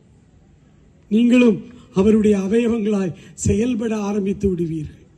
ஆண்டவர் மிக அற்புதமாய் இன்று தொடங்கி அவருடைய நாள் பரியந்தம் முடிய அவர் நடத்தி வருவார் என்கிற ஒரு வார்த்தையை நான் உங்களுக்கு தருகிறேன். பிரியமானவர்களே, 18வது வசனத்தில் சொல்றாரு, ஒப்புரவாகுதலின் வாக்குதலின் ஊழியத்தை எங்கள் கையில கொடுத்தா. நீங்கள் ஒவ்வொரு ஊழியமும் முடிஞ்ச உடனே இன்னைக்கு எத்தனை பேரை நான் ஆண்டவர் கையில பிடிச்சு கொடுத்துருக்கேன். இன்னைக்கு எத்தனை பேரை ஆண்டவர் கையில, நம்ம பூசாரி மாதிரி குறுக்க போய் நிக்கப்படாது. பிரதர் வந்தா தான் ஆச்சு, பிரதர் சோமன்னா தான் நடக்கும். பிரதர் இல்லைங்க, யாரை கொண்டு வேண்டுமானாலும் ஆண்டவர் தன்னுடைய வேலையை செய்வார். ஆண்டவர் தன்னுடைய ஊழியத்தை செய்ய யாரை வச்சிருக்காரு தெரியுமா? மோசே இல்ல, மிகப்பெரிய ஊழியக்கார தீர்க்கதரிசிகளை அல்ல. ஆண்டவர் வச்சிருக்கிற ஊழியக்காரர்களை பைபிள்ல படிச்சு பாருங்களேன். யோபு 12ஆம் அதிகாரம் 7 மற்றும் 8ஆம் வசனங்களை வாசிங்க. யோபு 12, 7, 8 வாசிங்க. இப்போதும் நீ மிருகங்களை கேட்டுப்பார், அவைகள் உனக்கு போதிக்கும். ஆகாயத்து பறவைகளை கேள், அவைகள் உனக்கு சுவிசேஷம் அறிவிக்கும். அல்லது உயிரே இல்லாத இந்த பூமியை விசாரித்து கேள், அது உனக்கு உபதேசமே பண்ணும். சமுத்திரத்து ஆழ்கடல் மச்சங்களை அழைத்து கேட்டுப்பார், அவைகள் பைபிள் டீச்சிங் மினிஸ்ட்ரி, அவைகள் உனக்கு விவரித்து சொல்லும். வசனத்தை விவரித்து சொல்லுகிற டீச்சிங் மினிஸ்ட்ரி செய்வதற்கு ஆண்டவர் கடல் சமுத்திரத்தில் ஏராளமான அக்வாட்டிக் உயிரினங்களை வச்சிருக்க. நீ இல்லைன்னா அவருக்கு ஆள் இல்லாம கிடையாது. மிருகங்களை கேட்டுப்பார், அவைகள் உனக்கு போதிக்கும். ஆகாயத்து பட்சிகளை அழைத்து கேட்டுப்பார், அவைகள் உனக்கு அறிவிக்கும். உயிரே இல்லாத இந்த பூமியை கேட்டுப்பார். பூமி பேசுமாயா? பேசும். 10ஆம் சங்கீதத்தில் என்ன படிக்கிறோம்? வானங்கள் தேவனுடைய மகிமையை வெளிப்படுத்துகிறது, ஆகாய விரிவருடைய கரத்தின் கிரியைகளை அறிவிக்கிறது. பகலுக்கு பகல் வார்த்தைகளை பொழிகிறது, இரவுக்கு இரவு அறிவை தெரிவிக்கிறது. அவைகளுக்கு பேச்சும் இல்லை, வார்த்தையும் இல்லை, அவைகளின் சத்தம் கேட்கப்படுவதும் இல்லை. ஆகிலும் அவைகளின் சத்தம் கேட்கப்படும். அவைகளுக்கு தான் பேச்சும் இல்லை, வார்த்தையும் இல்லையே. எப்படி அவருடைய சத்தம் கேட்கப்படும் என்றால் கேட்கப்படும். ஆண்டவர் வச்சிருக்கிற ஊழியக்காரங்களை பத்தில, இவங்களுக்கு ட்ரெஸ் எல்லாம் வேண்டாம், இவங்களுக்கு சம்பளம்லாம் கொடுக்க வேண்டாம், இவங்களுக்கு மாலை மரியாதைலாம் வேண்டாம். சொன்னா கரெக்டா வந்து செஞ்சுட்டு போகும், சொன்னா சரியா செய்யும். திமிங்கலத்திட்ட சொன்னாரு, திமிங்கலம் நாளைக்கு என் பையன் ஒருத்தன் விழுவான், அவனை முழுக்கி வச்சுக்க, செமிச்சிடாது. அவனை முழுகிக்க, எல்லா உணவையும் முழுங்குற மாதிரி வாய் வழியாதான் வருவான் உள்ள. ஆனா உள்ள வச்சுட்டு அவனை செமிச்சிடாத. 3 நாள் உள்ள வச்சிருக்கணும். திமிங்கலத்துக்கு ஃபாஸ்டிங் 3 நாள். செமிக்காத உணவை உள்ள வச்சிருந்தா எவ்வளவு நெஞ்சு கறிக்குது நமக்கு இல்ல? என்னைக்காவது ஒரு நாள் வீட்டில் சாப்பாடு சரியில்லைன்னு ஹோட்டல்ல போய் 2 பூரி சாப்பிட்டா போதும், அன்னைக்கு மத்தியானம் வரைக்கும் நெஞ்சு கரிச்சுக்கிட்டே இருக்கு. ஏன்னா செமிக்கலையா. 7up குடி, கொக்கோ கோலா குடி, குடிச்சு குடிச்சு பாக்குறோம் செமிக்கிறதுக்கு. ஒரு முழு மனுஷனை உள்ள வாங்கி வச்சுக்கிட்டு 3 நாளா செமிக்கல. 4வது நாள் சொல்றாரு, நீ கரையில கொண்டு கக்குன்றாரு. அப்புறம் தான் அதுக்கு இயல்பு வாழ்க்கை திரும்பி போகுது. இங்க இந்த உலகத்துல ஆண்டவருக்கு நீங்க தான் வேணும், நான் தான் வேணும். அவர் யாரை கொண்டு வேண்டுமானாலும், எதை வைத்து வேண்டுமானாலும் தன் வேலையை செய்வார். நம்மளை இப்போ அந்த வேலைக்கு வச்சிருக்காங்க. நமக்கு ஒரு பெரிய ஸ்லாக்கியம் இது, நமக்கு ஒரு பெரிய பாக்கியம் இது. விடாம பிடிச்சுக்கிடுங்க, விடாம பிடிச்சுக்கிடுங்க. ஏன்னா எஸ்தருக்கு மொர்தெகாய் சொன்ன வார்த்தை தான், எஸ்தர் இந்த காலத்தில் நீ மௌனமாய் இருந்தால் யூதருக்கு ரட்சிப்பு சகாயமும் எங்கிருந்தாவது வரும், நீ செத்துருவ. ராத்திரியில ஆண்டவர் உங்களை நேசிக்கிறபடியினாலே, உங்களை கொஞ்சம் அதிகமாகவே அவர் நேசிக்க, அவர் சின்ன பிள்ளைகளை ரொம்ப நேசிக்கிறவர். அதனால அந்த பிள்ளைகளுக்கு முன்னாடி போய் நிக்க போற உங்களை ரொம்பவே அவர் நேசிக்கிறார். எங்களை விட அவர்களை நேசிக்கிறபடியினாலே அவர் செய்ய விரும்புகிறார். என் ஆவியை நான் இவர்களுக்குள் அனுப்ப போகிறேன். என் ஆவியை நான் இவர்களுக்குள் அனுப்ப போகிறேன். ஒப்புரவாக்க வேண்டும் பிள்ளைகளை. Thank you Lord. ஐந்தாவதாக இறுதியாக அதே அதிகாரம் 2 கொரிந்தியர் 5ஆம் அதிகாரத்திலே 19th verse 19வது வசனம் வாசிங்க.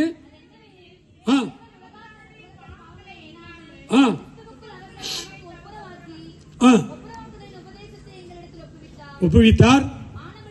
ஆனபடியினாலே தேவனானவர் எங்களை கொண்டு புத்தி சொல்லுகிறது போல நாங்கள், ரொம்ப முக்கியமான வார்த்தை இது, நாங்கள் கிறிஸ்துவுக்காக ஸ்தானாதிபதிகளாக தேவனோடே ஒப்புரவாங்கள் என்று வேண்டிக் கொள்கிறோம். நீங்கள் இந்த ராத்திரி வேளையில நீங்கள் உங்க குடும்பத்தில் ரொம்ப சின்னவங்களா இருக்கலாம், உங்க குடும்பத்தால மதிக்கப்படாதவர்களா இருக்கலாம், சமுதாயத்தில் ஒதுக்கப்பட்ட குடும்பமா கூட இருக்கலாம், நீங்கள் ரொம்ப சோ சிம்பிளா இருக்கலாம். நீங்கள் யாராயிருந்தாலும் இந்த ராத்திரியில இந்த சில நிமிடங்களிலே ஆவியானவருடைய ஆண்டவருடைய வல்லமை உங்கள் எலும்புகளுக்குள்ளே நாடி நரம்புகளுக்குள்ளே உள்ளே பிரவேசித்து அந்த ஆவியானவர் உள்ளே வந்துவிட்டால் நீங்கள் இந்த வினாடி முதல் அவருடைய அம்பாசிடர்ஸ், ஸ்தானாதிபதிகளாய் நீங்கள் மாறி போகிறீர்கள். அவருடைய தளபதிகளாய் நீங்கள் மாறி போகிறீர்கள். அவருடைய வேலையை நீங்கள் செய்ய போகிறீர்கள். அவருடைய தளபதிகளாய், ஸ்தானாதிபதிகளாய், அம்பாசடர்ஸாய் உங்களை ஆண்டு வைத்திருக்கிறார். ஆனால் சகல எச்சரிக்கையோடு நீங்கள் நடந்து கொள்ள வேண்டும். ஆவியானவரை பெற்றுக்கொண்ட நீங்கள் உங்க இஷ்டத்திற்கு வாழ முடியாது. அம்பாசிடர்ஸ் அப்படின்னா உங்களுக்கு தெரியும், வெளிநாட்டு தூதுவர்கள். இன்னைக்கு இந்தியாவில் உள்ள பல IAS அதிகாரிகள், அமெரிக்காவில் ஒருத்தர், பிரான்ஸ்ல ஒருத்தர், ஜெர்மனில ஒருத்தர், எல்லா நாட்டிலையும் ஒரு வெளிநாட்டு தூதுவர் இந்தியா சார்பா அங்க இருப்பார். அவருக்கு இந்தியா தான் சொந்த ஊரு, இந்தியா தான் குடியுரிமை. ஆனா அவரை இந்திய கவர்மெண்ட் பல நாடுகளில் உள்ள தூதரகத்தில் அதிகாரியா வச்சிருப்பாங்க. They are all ambassadors. அவர்கள் ஏன், அவங்களுக்கு அங்க என்ன வேலை அப்படின்னா, ஜெர்மன்ல இருக்கிற இந்திய நாட்டு தூதுவர் இந்திய தேசத்தின் மாட்சிமை, இந்திய தேசத்தின் மகிமை, இந்திய தேசத்தினுடைய இறையாண்மையை காப்பாற்ற வேண்டும். அதற்கு எடுத்துக்காட்டாய் அவர் வாழணும். ரொம்ப வருஷத்துக்கு முன்னால ஜனதா கட்சி இந்தியாவை ஆட்சி பண்ணிச்சு. சில வருடங்கள் மொரார்ஜி தேசாய் நாட்டின் பிரதமராக இருந்த காலகட்டம் அது. அப்பொழுது அமெரிக்க ஐக்கிய நாடுகளில் ஒரு அருமையான இந்திய தூதரங்க இருந்தார், ஒரு IAS அதிகாரி இருந்தார். அந்த நாட்களில் பல நாடு, ஐரோப்பிய நாடுகளில் ஏராளமான நாட்டினுடைய தலைவர்களும் வெளிநாட்டு தூதுவர்களும் அங்க வந்து ஒரு கேம்ப் நடத்தினாங்க. ஒரு 5 நாள் கேம்ப் நடந்துச்சு. அமெரிக்காவில் நடக்கிறதுனால நம்ம நாட்டு தூதுவர் அந்த அமெரிக்காவில் அந்த கேம்ப்ல முக்கிய விருந்தாளியா அவரும் இருந்தார். அப்ப ஸ்வீடன் நாட்டில இருந்து ஒரு மகாராணியார், ஒரு அதிபர், இந்த அம்மா வந்தாங்க. வந்தவங்க முதல் நாள் 2 நாள் விசாரிக்கிறாங்க, இந்தியாவில இருந்து வந்த தூதுவர் எங்க இருக்காருன்னு கேட்கிறாங்க. அவ்வளவு பெரிய கூட்டத்தில் கண்டுபிடிச்சிட்டாங்க. 4வது நாள் தான் அவரை கண்டுபிடிக்கிறாங்க. அவர்கிட்ட கேட்கிறாங்க அந்த அம்மா மகாராணியார். அந்த அம்மா கேட்டாங்க, நீங்க இந்தியாவில இருந்தா வந்திருக்கிறீங்க? ஆமாமா, நான் இந்தியாவினுடைய இந்த நாட்டுக்கான தூதுவர், அம்பாசிடர், நான் இந்தியாவிலிருந்து வந்திருக்கேன். உங்க ஊர்ல கல்கத்தாவில் நல்ல செருப்பு கிடைக்குன்னு சொல்லுவாங்களே, உண்மையா? மகாராணியா இருந்தா கூட இந்த செருப்பு, ஹேண்ட்பேக்கு இதெல்லாம் அவங்கள விட்டு பிரிக்கவே முடியாது. அந்த அம்மா கேட்டாங்க, கொல்கத்தால பியூர் லெதர் இருக்குமாமே, நம்ம என்னடானா ஜெர்மன்ல போய் செருப்பு வாங்கிட்டு வரோம், ஜெர்மன்ல வாங்கினதுன்னு பெருசா சொல்றோம். அவன் பூரா அங்கிருந்து கொல்கத்தால வாங்கிட்டு வந்திருக்கான். உடனே இவர் சொன்னாரு, ஆமாமா நீங்க சொல்றது கரெக்ட் தான், ஜென்யூன் லெதர் எங்க நாட்டில் தான் கிடைக்கும், நான் உங்களுக்கு ஒரு ஜோடி செருப்பு வாங்கி அனுப்புறேன். மறுநாள் 5வது நாள் முடியுது, அந்த அம்மா வந்தாங்க. ஐயா, என் கால் அளவு உனக்கு எப்படி தெரியும்? அந்த காலத்தில் இப்பனா அளவு சொல்லிடுவாங்க எல்லாரும். உடனே அவர் ஒரு பேப்பர் எடுத்து அந்த ஒயிட் பேப்பர்ல அந்த அம்மாவை நிக்க அந்த காலை அப்படி வைக்க சொல்லி தன்னுடைய கோட் பாக்கெட்ல இருந்து பென் எடுத்து அந்த காலை வரைஞ்சாருங்க. அவ்வளவுதான், வேற ஒன்றும் பெரிய தப்புலாம் ஒன்றும் பண்ணல. காலை வரைஞ்சி அந்த அடையாளத்தை எடுத்து வச்சு பாக்கெட்டில் வச்சுக்கிட்டு, அம்மா நீங்கள் போகலாம், நான் வாங்கி உங்களுக்கு அனுப்புகிறேன் அப்படின்னு சொன்னார். அன்றைக்கு இரவோடு இரவாய் மொரார்ஜி தேசாய் கவர்மெண்ட்ல இருந்து அவருக்கு ஒரு டிஸ்மிஸ் லெட்டர் வந்துச்சு. You are dismissed. தேசத்தின் மாட்சிமை, தேசத்தின் மரியாதை, தேசத்தின் இறையாண்மையை காப்பாற்ற வேண்டிய நீ இத்தனை நாடுகள் அதிபர்கள் வருகிற இடத்துல ஒரு அந்த அம்மாவுடைய அந்த கால் படத்தை நீ குனிஞ்சு வரைகிறியா? நாளைக்கே நீ பிளானிங் வந்துரு. விசா கேன்சல் பண்ணிட்டாங்க, டிஸ்மிஸ் பண்ணிட்டாங்க. அவர் வாழ்நாள் முழுசு வேலை இல்லாம தான் இருந்தார். தேவனுடைய ராஜ்யத்தினுடைய தூதுவர்களாய் இந்த பூமியில நீங்க இருக்கிறீங்க. நீங்களும் நானும் அம்பாசிடர்ஸ். அந்த ராஜ்யத்திற்கு ஒரு சின்ன இழுக்கு கூட வராமல் நாம வாழணும். பரிசுத்த ஆவியானவருடைய வல்லமை, பரிசுத்த ஆவியானவருடைய கிருபை நம் ஒவ்வொருவரையும் நிரப்ப போகிறது. எழுந்து நிற்போமா? கொஞ்ச நேரம் ஆண்டவர்கிட்ட கேட்போம். ஆண்டவரே, நேற்று சந்தியா ஜெபத்துல எங்களை நேசித்து எங்கள் வாழ்க்கையை கேட்டீங்க, கொடுத்தோம். அநேகர் கொடுத்தோம், கை தூக்கி ஒப்பு கொடுத்தோம். Thank you Lord.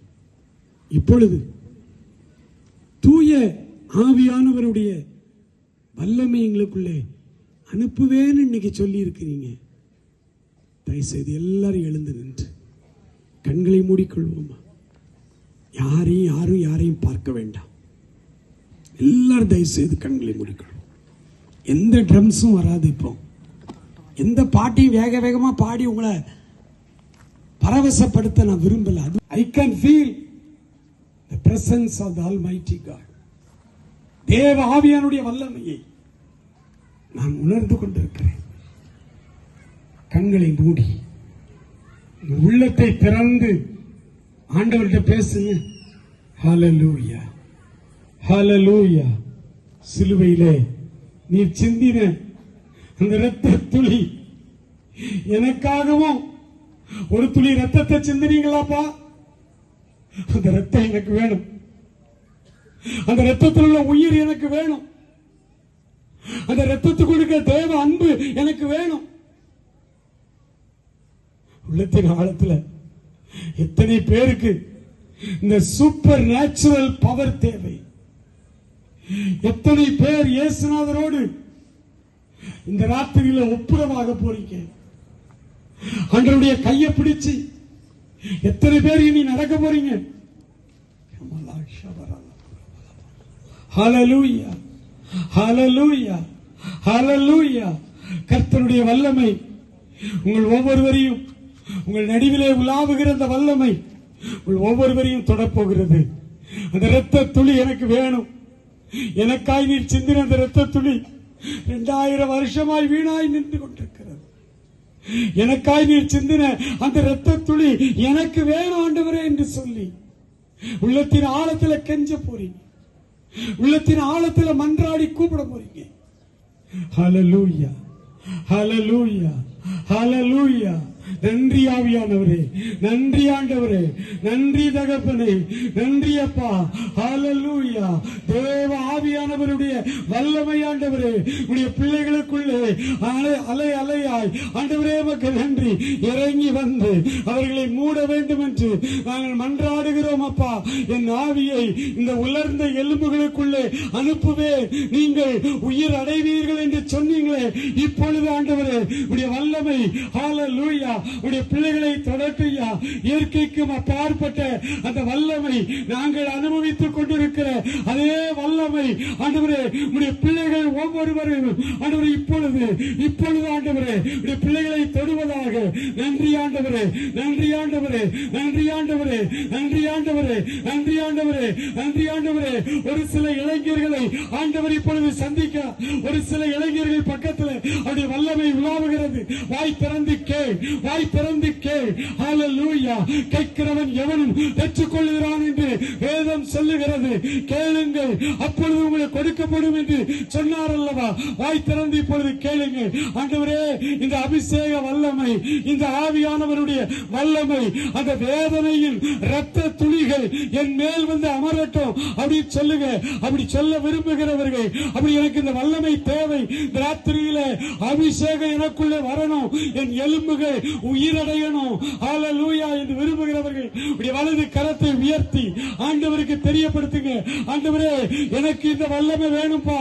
ஆண்டவரே, என் வாழ்க்கை தாறுமாறாக கிடக்கு. அந்த வல்லமை எனக்குள்ள வந்து என் வாழ்வு ஒழுங்குபடுத்தப்பட வேண்டும். ஹalleluya, ஹalleluya, ஹalleluya. நன்றி ஆண்டவரே, நன்றி ஆண்டவரே, நன்றி ஆண்டவரே. வலது கரத்தை உயர்த்தி ஆண்டவரை நோக்கி கூப்பிடுங்க. ஹalleluya. நன்றி அப்பா, நன்றி அப்பா, நன்றி அப்பா, நன்றி ஆண்டவரே. கர்த்தருடைய வல்லமை உங்கள் மேல் இப்பொழுது இறங்கி வருகிறது. உயர்த்தப்பட்ட கரங்கள். ஹalleluya. ஒரு தேங்க்யூ எனக்கு வரங்கள் வேண்டும், எனக்கு வல்லமைகள் வேண்டும். நான் தொட்டு ஜெபம்னா அவர்கள் சுகமாகணும் சொல்லி யாரோ ஒருவர் கேட்டுக்கொண்டிருக்கிறீங்க. இப்பொழுது அந்த வல்லமை உங்களுக்குள்ளே இறங்கி வருகிறது. ஆண்டவரின் குணமாக்குகிற வல்லமை உங்களுக்குள்ளே இறங்கி வருகிறது. கரங்களை கீழே போட்டுக் கொள்ளுங்கள். ஹalleluya, ஹalleluya. இப்ப ஜெபிக்க ஆரம்பிங்க. இப்ப வாய் திறந்து ஜெபிக்க ஆரம்பிங்க.